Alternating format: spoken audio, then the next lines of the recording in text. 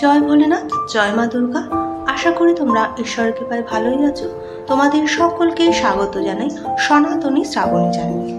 হিমালয় বলেছিলেন, হে দেবী, মহিতলে প্রধান রূপে পরিগণিত আপনার প্রিয়তম পবিত্র কোন কোন স্থান দ্রষ্টব্য আছে, এবং যে সকল ব্রত ও উৎসব আপনার সন্তোষবোধ ও মানবগণ যাহা দ্বারা কৃতকৃত্য হইতে পারিবে, হে মাতা, আপনি এক্ষণে আমায় সৎ সমুদয় বিষয় বলুন।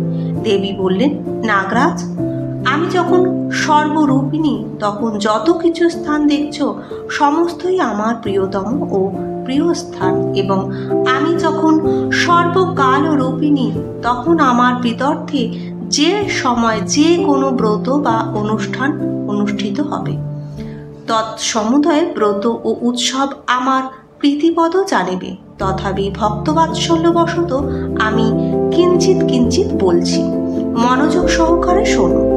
যে স্থানে লক্ষ্মী দেবী সততা অবস্থিত আছেন, দক্ষিণ দেশবর্তী সেই কোলাপুর নামক মহাস্থান, দ্বিতীয় পরম স্থান রেণুকাধিষ্ঠ মাতৃপুর, তৃতীয় মহাস্থান তুলজাপুর এবং চতুর্থ সপ্ত শৃঙ্গস্থান আমার অতি প্রিয় ও পবিত্র স্থান জানিবে। এইরূপ হিঙ্গলা দেবীর ও জ্বালামুখী দেবীর মহাস্থান, শাকম্ভরী দেবীর পরম স্থান, ভ্রামরী দেবীর উত্তম স্থান এবং রক্তদন্তিকা স্থান ও দুর্গা স্থান আমার প্রিয়। বিন্ধ্যাচলবাসিনী দেবীর যে স্থান, তাহা সমুদয় উত্তম স্থান হইতেও উত্তম এবং আমার অতি প্রিয়। অন্নপূর্ণা দেবীর মহাস্থান অত্যুত্তম। কাঞ্চীপুর ভীমা ও বিমলা দেবী যথায় অবস্থিত করিতেছে, সেখানে সেই দেবী কৌশিকী বিরাজমান আছেন, এবং দেবী চন্দ্রলা যথায় সহিত সন্নিহিত থাকেন, সেই সকল মহাস্থান মদীয় প্রিয় জানিবে। নীলগিরি শিখরস্থিত নীলাম্বরী দেবীর পরম স্থান, জাম্বুন দেবেশ্বর স্থান, কল্যাণপ্রদ শ্রীনগর, নেপাল দেশে গুচ্ছকালিনী মহাস্থান, চিদম্বর স্থান স্থিত মীনাক্ষী দেবীর পরম স্থান, সুন্দরী দেবী কর্তৃক অধিষ্ঠিত বেদারণ্য নামক মহাস্থান এবং পুরুষোত্তম ক্ষেত্রের নিকটে একাম্বর নামক যে স্থান আছে, তথায় ভুবনেশ্বরী আমি অবস্থিত করে থাকি। সৎসমুদয় স্থান আমার অতি প্রিয়। দক্ষিণ দেশের মল্লারি নামে প্রসিদ্ধ মহালসার পরম স্থান, যোগেশ্বরীর মহাস্থান এবং চীন দেশ প্রসিদ্ধ নীল সরস্বতীর পরম স্থানও আমার পরম প্রিয় জানিবে। বৈদ্যনাথের তথা বগলা দেবী বিরাজমান আছেন সে স্থান, এবং ভুবনেশ্বরী আমি তথায় সততই অবস্থান করিতেছি।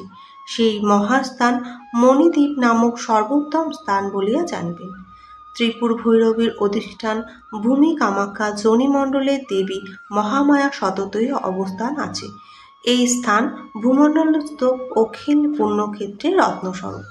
ধরাতলে ইহা অপেক্ষা পুণ্যস্থান আর কুত্রাপি নেই। তথায় দেবীকে প্রতি মাসে সাক্ষাৎ রূপে রজস্বলা হইতে দেখা যায়। অত্রত্য দেবতা সকল পর্বতরূপে অবস্থিত আছেন, এবং অপরাপর প্রধান প্রধান দেবতা সকল সেই সেই পর্বতে অবস্থান করেছেন। এর থেকে অধিক আর কি বলবো। সে স্থানের অখিল ভূভাগকে বুধগণ দেবীস্বরূপ বলেছেন। বস্তুত উক্ত কামাখ্যা যোনিমণ্ডল অপেক্ষা প্রশস্ততম স্থান আর দ্বিতীয় নাই।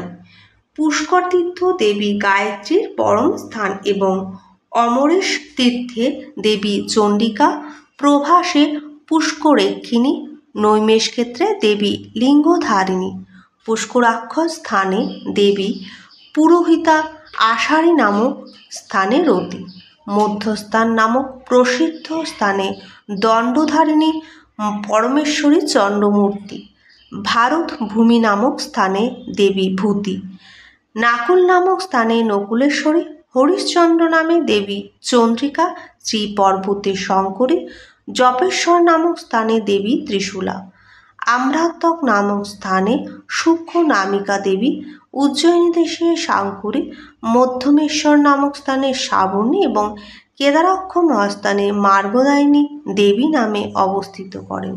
এই বলিয়া সেই স্থান মহাস্থান জানিবে।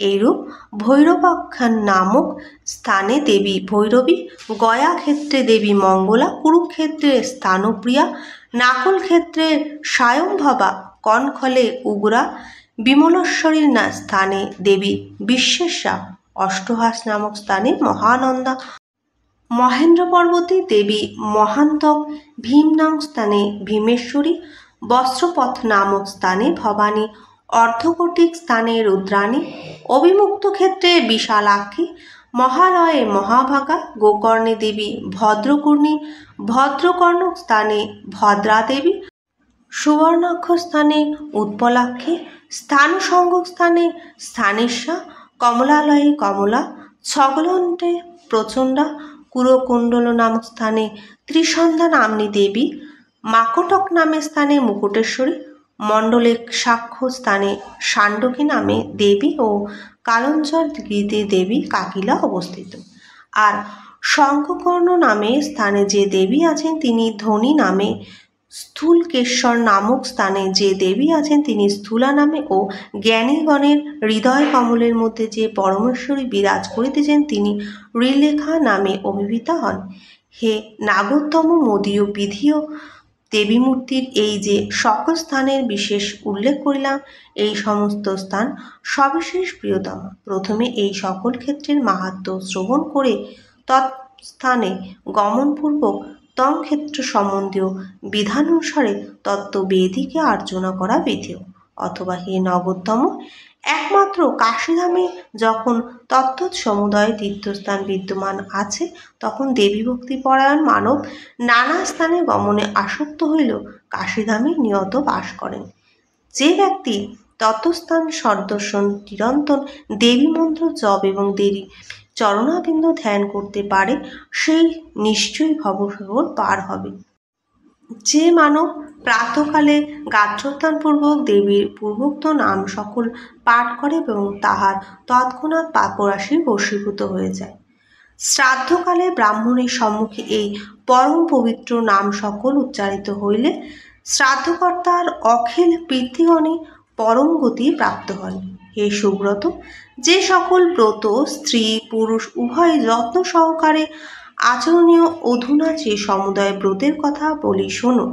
অনন্ত তৃতীয়া নামক, রসকল্যাণ কামিনী নামক এবং আদ্রানন্দকরক নামক যে ব্রতদ্বয় আছে, সেই তিনটি ব্রত তৃতীয়া তিথিতে কর্তব্য।